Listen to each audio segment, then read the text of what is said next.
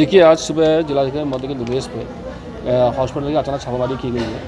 छापामारी में कई सारी अनियमितता समझ में आ रही हैं।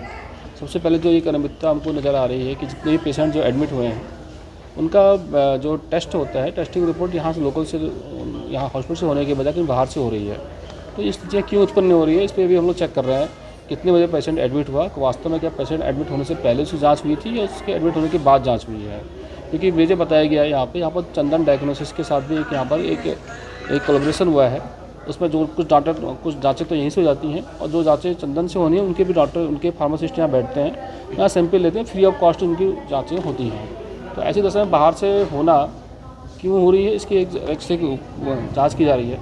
दूसरी बात, कुछ डॉक्टर से का जो परफॉर्मेंस है वो काफ़ी स्लो है।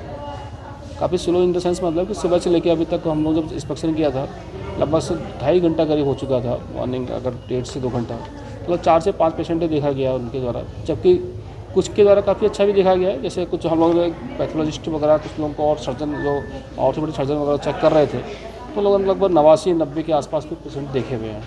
तो ऐसा क्यों है, इसके लिए एक इशू आ रहा है। आज सुबह सुबह थोड़ा सा सफाई कर्मियों के बीच में और मेट्रन के बीच में कोई विवाद भी हुआ था।